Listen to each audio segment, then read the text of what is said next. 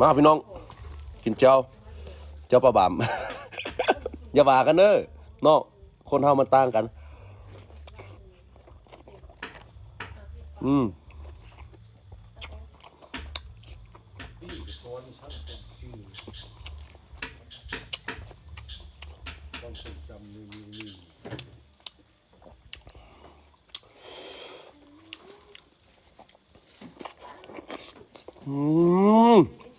อืมน้องไม่ตอนเนาะ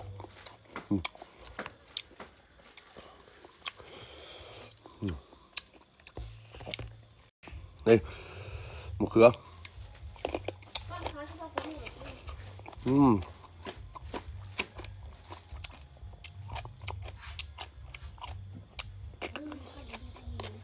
อืม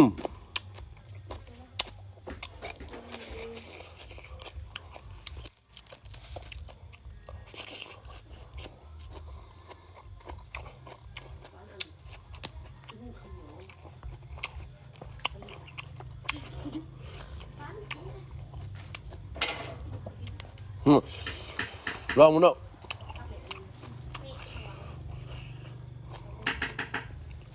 เบิ้งคลิปนี้มีคนด่าข่อยแน่นอน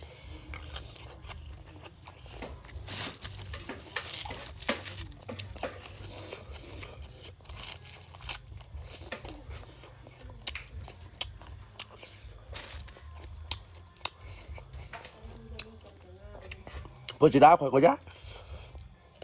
ก็มันเป็นเขาเป็นผู้บริสุทธิ์เนาะเขาดูเฉยๆเขาบริสุทธิ์ร้อนเนาะ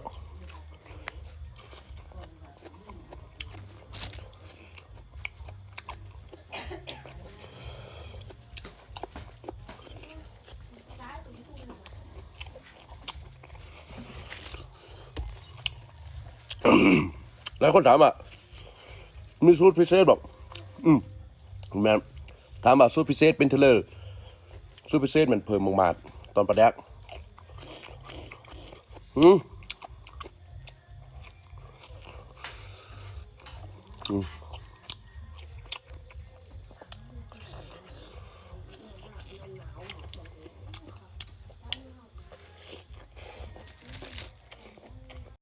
เพื่ออยากได้เจ้าแล้วก็